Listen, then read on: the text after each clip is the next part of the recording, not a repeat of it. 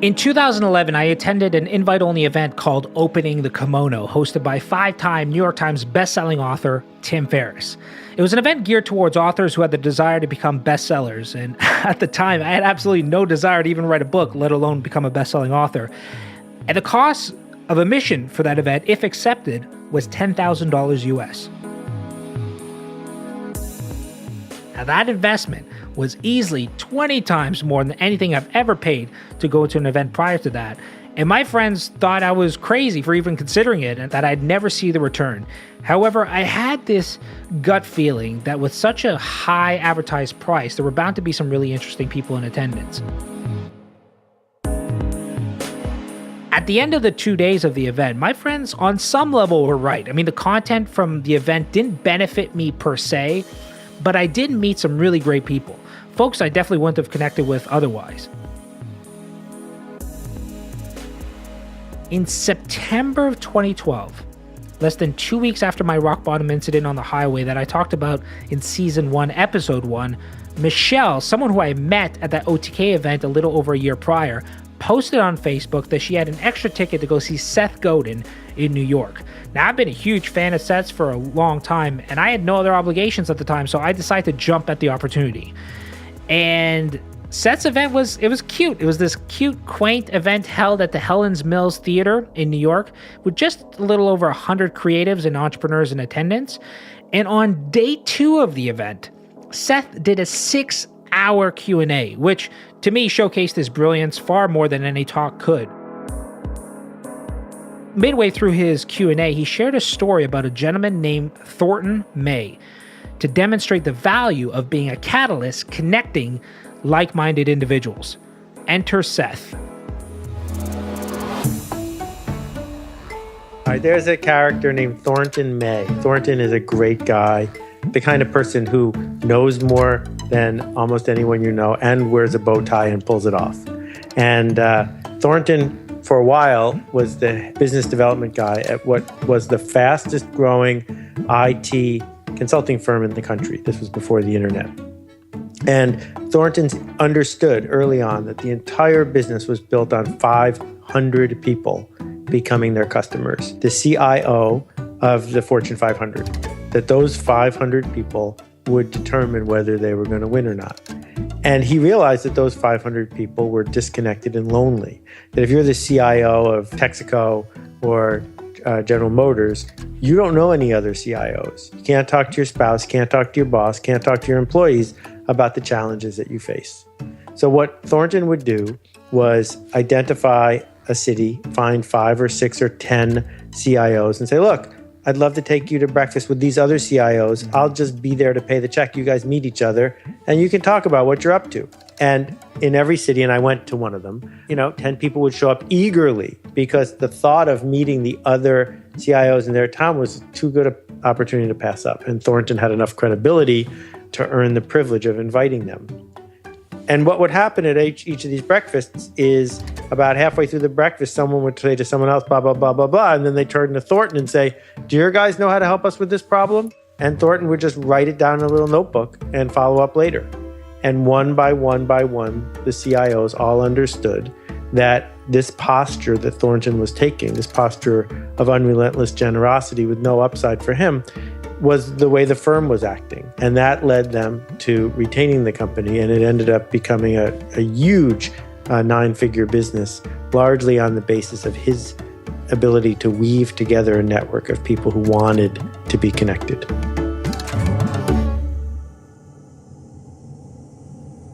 I sat with this story on the flight home and for several days afterwards, and coincidentally, I felt incredibly isolated at the time as an entrepreneur, and I really started to kind of dream up this idea of starting something called Mastermind Dinners. Dinners designed to connect successful entrepreneurs from various different industries. And I had a strong gut feeling between you and I that I might weasel my way out of this idea. So I decided I need to get it on the calendar as soon as possible, and I booked a private dining room within a couple days of landing back home. And I chose to go with a private space at the Spoke Club in Toronto specifically, for those of you who are based in the city, as I knew that intimacy was really the key to deep connections, and I really wanted to steer clear of the general noise of a restaurant. Leading up to the dinner, I was filled with doubts. I mean, what if they think this is a waste of their time? What if they think this is a stupid idea? The negative self-talk grew stronger and stronger as the dinner date grew closer and closer, up until the point where I was sitting at the restaurant 2 hours before the dinner and just incredibly close to canceling it. But given the fact that it was so close to showtime, I felt like I had to fulfill my promise and go through with the dinner. And getting close to 6 p.m., I mean, I remember vividly, guests started to slowly kind of trickle in one by one. We all met at the bar first, and then when the entire group arrived, and to my surprise, we actually didn't have any last-minute cancellations, I took everyone into our private room. There, I sat everyone down, I took drink orders, and had everyone around the table introduce themselves. This is something I no longer do, and I explain why in the Becoming a Catalyst episode in this season. I was so nervous and so shaky that I was just in my head the entire time. Thankfully, once introductions were done, conversations started to blossom on their own effortlessly, and I easily said less than anyone else at the table, in part because I was so bloody nervous, but also because the dinner wasn't about me. It was about them.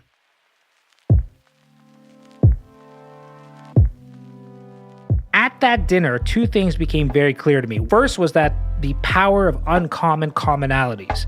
Listen, we all have a deep desire to be connected to like-minded individuals, and because everyone at that dinner was curated by me in advance, ultimately, they all shared a few deep commonalities. The second thing that I discovered was that hosting people energized me. I mean, seeing people hit it off and share experiences and resources and connections in order to help one another gave me an incredible level of fulfillment, and still does to this day. At the end of the night, I remember smiling from ear to ear. I mean, conversation went on for over 4 hours and didn't skip a beat. It was a success in my books. An important side note to add is that the common misconception about me is that I've always had this great, fantastic network, and this couldn't be further from the truth. I mean, a few months prior to that first dinner, I got married and had a bachelor party. I had two people show up, my brother and my brother-in-law. That's it. All my best and deepest relationships have come in the last 48 months. So with that said, over this entire season, I will share everything I know. I'm pulling no punches. I'm giving you the full playbook and really kind of share step-by-step the path from knowing nobody to being one of Forbes' top networkers to watch in less than 3 years.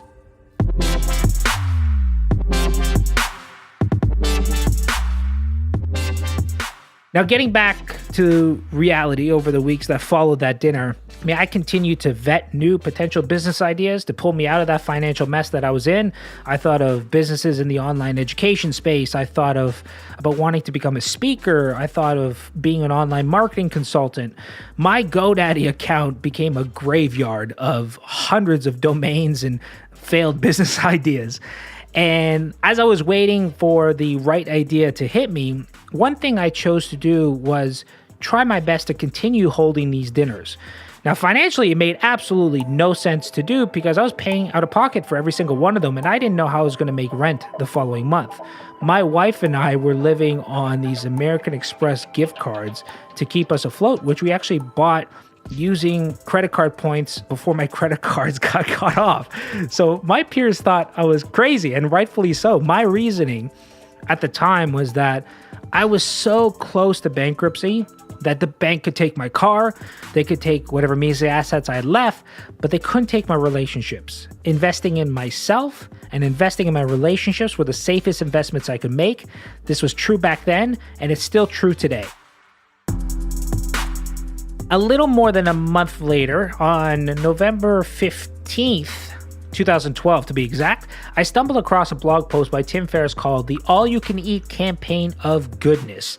It was I guess you could say like a rally cry of sorts, as his soon-to-be-released book, The 4-Hour Chef, was banned from virtually all retail distribution.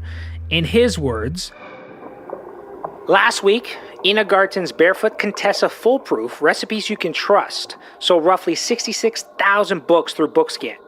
If you walk into Barnes & Noble, you will likely see walls of her books, which her publisher has paid for, just like Coca-Cola pays for the first 50 feet of Walmart placement. I don't have an issue with that. This is how the publishing game has worked for a very long time. But to compete with monolithic forces that are banning my book due to my publisher, Amazon Publishing, thousands of bookstores, including all Barnes & Noble, I can't play their game. I have to do things differently. It's the redcoats versus the colonies, and I must take attack using different means. The New York Times bestseller list is highly skewed towards print retail. This makes it a hard target for me, though I'm still gunning for it. No matter, I want to hit #1 book scan to send a message to the incumbent world of publishing, to those who want everything to remain in the 1900s. If the 4-Hour Chef wins, in any capacity, authors will feel freedom to experiment. If this book fails because the old guard makes an example out of me, their message wins. Don't mess with the system that keeps us fat and happy, or we'll punish you. Enter the all-you-can-eat campaign of goodness. This is a sniper shot directed at the heart of every member of publishing. Those who care more about their parking spot at the country club than their end user, the reader. To attempt something different, I recruited a small cadre of companies to make you an offer that defy belief. I hope you enjoy them. Buy 3 books. Get an exclusive 2-hour Q&A, an 850-page PDF of full interview scripts, and 3 months of Evernote Premium. If you buy 25 books, you get a Kindle Fire, a Breville Control Grip Immersion Blender, and everything mentioned prior. At the bottom of the page, if you scroll down, you can see this. Buy 4,000 books. Limit 1 person. I will give you 2 60-minute keynotes at venues of your choice in the US or Canada, timing and content to be mutually agreed upon. Interested in this package? Words fail me. I've fallen and I can't get up. There's only 1 of these slots up for grabs. Fill out this page. All offers expire at 5 p.m. PST this Saturday, November 17th. As soon as I saw this post, I thought of a good friend of mine named Scott, who is the co-owner of a great business events company called The Art Of. They host large events for 1,000 to 3,000 attendees, so I thought they could not only benefit from having Tim, but it could also leverage the books given the scale of their events. The second I clicked send on that email to him that morning, I thought this could really be a great opportunity for anyone, as Tim doesn't generally speak all that often, plus he's never spoken in Canada from what I understand. Given that he was only offering the single package, I ended up emailing him directly that morning, less than 2 hours after he made that post, and I told him I'd take the package. The obstacle was that I had to come up with $84,000 in less than 2 days, as the post was made on the 15th, and the order needed to be placed by the 17th.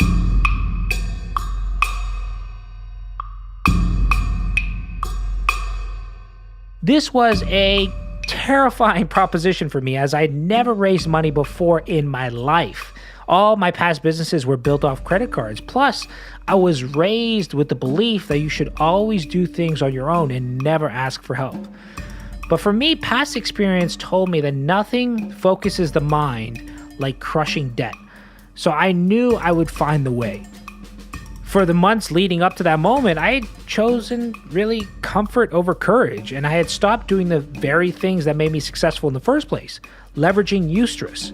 Distress or stress refers to harmful stimuli that makes you weaker, less confident, and less able.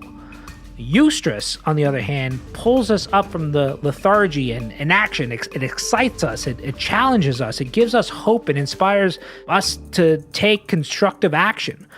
Role models who push us to exceed our limits, physical training that remove our spare tires, and risk that expand our sphere of comfortable action are examples of eustress. Stress that is healthful and stimulus for growth. There is no progress without eustress, and the more eustress we can create and apply to our lives, the sooner we can actualize our dreams. It's the initiating part of the process that gets us from where we are to where we want to be. In my ticketing business, I lived in a state of eustress. I would take these big leaps on a monthly basis with no clear path of how I was going to make ends meet. I mean, I'd buy $250,000 of inventory on a credit card with repayment due at the end of the month with zero balance in our business bank account.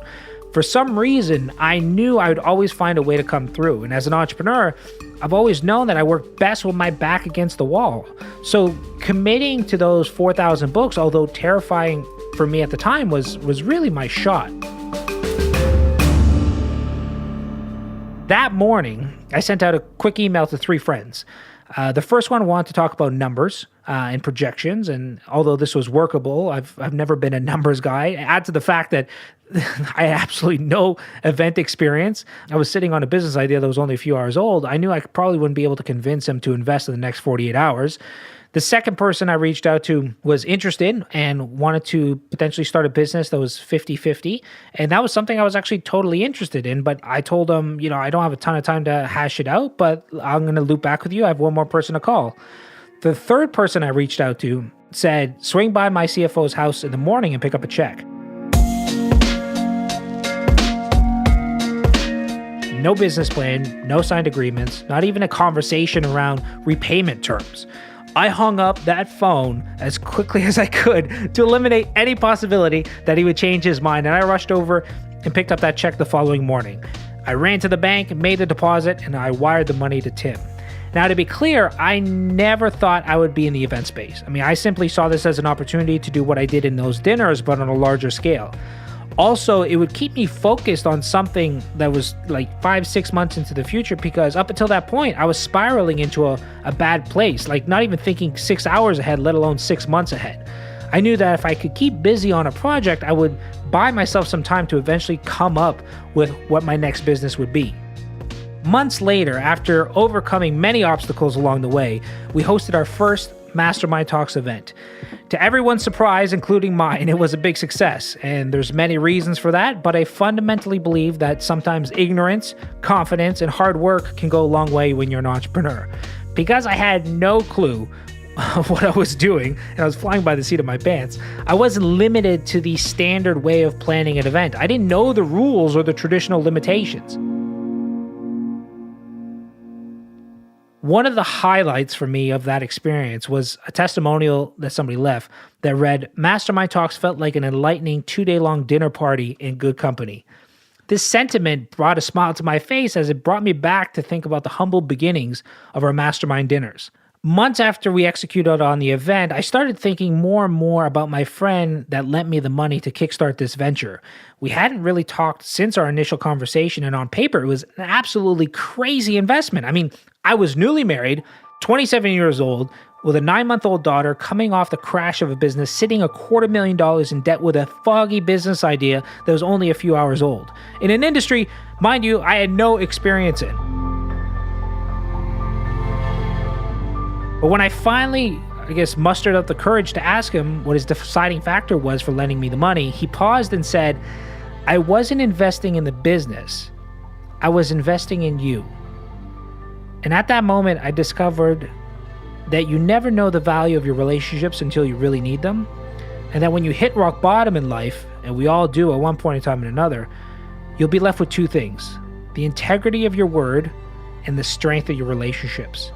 So never tarnish your word, and always invest in your relationships, because in the end, that's all we really have.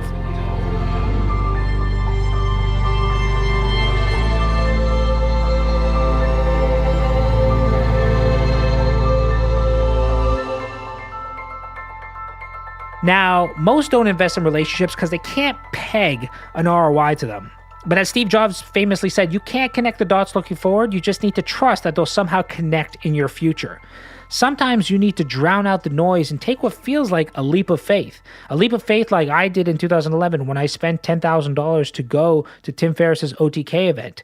Did I see ROI ultimately? You better believe it, right? That event fundamentally changed the trajectory of my life. Without a doubt, I can confidently say that because it's been 6 years. I can now look back and connect the dots backwards. If it wasn't for that event in 2011, I wouldn't have met Michelle, who was the one who posted on Facebook that she had a free ticket to go see Seth Godin. If it wasn't for that Seth Godin event in New York City, I would have never started hosting Mastermind Dinners. If I didn't start Mastermind Dinners, I would have never discovered my passion for connecting and connecting with fascinating entrepreneurs. With that discovery, I had the desire to connect people on a larger scale, which gave me the confidence to take advantage of the opportunity to buy the 4,000 copies of Tim Ferriss's books. Tim's books led to the creation of MMT, where we had 11 people who I had met at that OTK event come out to support, 5 as speakers who didn't charge me a fee, and 6 as paid attendees, 2 of which ended up signing up for my $20,000 a year retreat program after the event.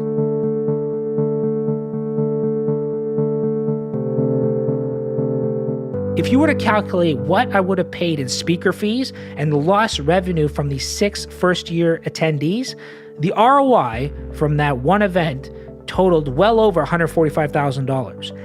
That doesn't even take into account that many of those 6 original attendees have renewed every year for the last 5 years. It doesn't take into account the amount of people they've nominated for MMT. It doesn't take into account the doors that they've opened for me. And it also doesn't take into account that the $84,000 investment that was given to me at my deepest time of despair, which kickstarted this whole damn thing, came from somebody that I also met at that event.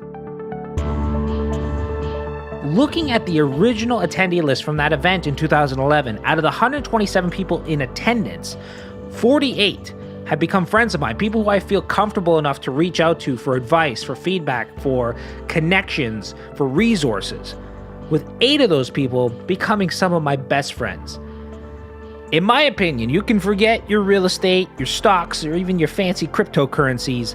Relationships are the ultimate asset. The melancholy of old age is that you can't make old friends. But as the saying goes, the Chinese proverb, which is really well known, the best time to plant a tree is 20 years ago. The second best time is now. My life is virtually unrecognizable from a few short years ago on every level. And in this season of the Community Made podcast, I am holding nothing back. I promise you, I am sharing real field-tested philosophies and methodologies that will enable you to authentically grow and nurture relationships that will not only impact your business, but profoundly impact your life as well. I can promise you that.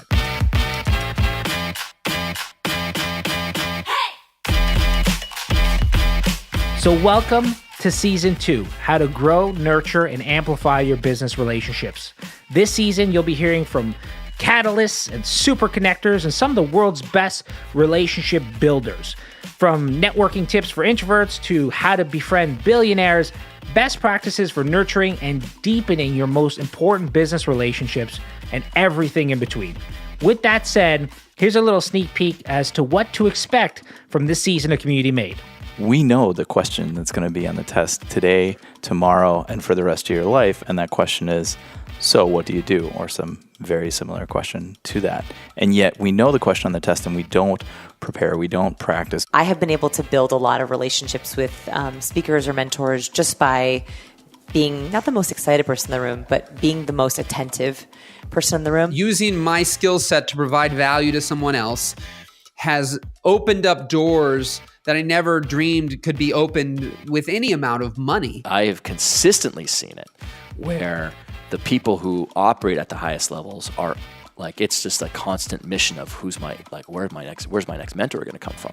It's this insatiable appetite for just wanting to be around the best. Yeah, I mean, I'd been running my team building and training business, Dovetail Team Building and Training, for about 3 years. And I kind of got to a point where I wanted to surround myself with more awesome women in particular. You know, I have great friends in the city, but none of them are really entrepreneurs. And I saw these women from afar, and I knew a couple of them a little bit. And I was like, how do I get to actually hang out with these women? What I'm working on now is making it a gathering of tribes. So this is like a meta tribe of all these smaller tribes that are already cohesive, that are already connected to show up so that people don't feel alone. And I do think that's an area for a lot of people, especially if you're looking to develop relationships with influencers. Like, finding a way to give them constructive feedback on something can be a great way to develop a relationship and set yourself up to look like a peer of theirs and somebody they'll want to interact with more because you're telling them something that no one else is. I can't think of anything more important when you're a connector than just sitting back and listening to what people have to say, what they're passionate about, what they're trying to do, what their challenges are, and then using that connector mentality that you have to just figure out, how can I help them? Literally, I do it selfishly because I'm fascinated. I'm like, at the end of the day, I get a high off of seeing people tell me about the things that they love to do and create. And that's just me. And maybe that's not for everybody, but like, I just have an addiction to being around people that are passionate about what they're creating in the world. I mean, even now, you know, these dinners aren't like overly strategic, like we are expecting, you know, X amount of business deals to happen or for us to get anything out of it. So no, but we just know the value of bringing people together. I mean, I think all the good things for our life have come from the relationships we have. You can't connect the dots looking forward. You can only connect them looking backwards.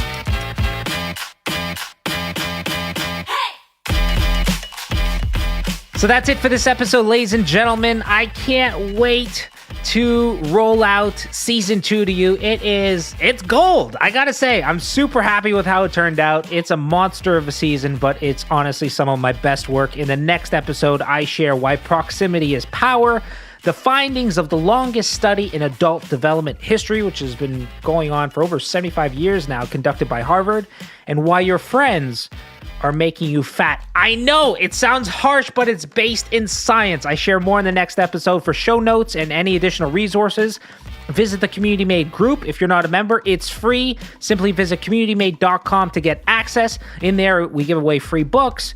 We host special trainings and live Q&As. Also, this season is just filled with additional resources like checklists and stuff like that. And the only way to get access to that is via the group. So again, visit communitymade.com. If you enjoyed this episode, nothing would make me happier than hearing your thoughts or your biggest takeaways. Feel free to reach out to me on Twitter at Jason Gaynard or email me at Jason, Jayson, at communitymade.com. If you enjoyed the podcast, I would be forever grateful if you got the word out by sharing it with a friend, rating it on iTunes, or leaving a review. With that said, I gotta give a special shout out to Lee for leaving the following review, which was, "Every episode is gold. I can't say enough about how great each episode is. Each guest has a world of wisdom and every episode flows great. I can't wait to hear what each new episode has in store." Again, we have some amazing episodes in the works, Lee, so stand by for that. And as a quick side note, this just popped in my head because I know Lee is actually attending one of our upcoming workshops. So we decided to launch, actually, we were planning just to do one workshop in relation to how to grow, nurture, and amplify your business relationships. But I announced it simply on my personal Facebook page and it sold out within a day and a bit, which caught me by surprise. Honestly, I was not expecting this level of response. So we decided to announce a second date for the workshop. It's a 2-day workshop taking place in Toronto. So to check dates and availability, go to superconnectorworkshop.com. That's superconnectorworkshop.com. Again, if you love what we're talking about in season 2 of the podcast, we'll be deep diving on a lot of those concepts live in that workshop. So superconnectorworkshop.com. Ladies and gentlemen, I'll see you on episode 2.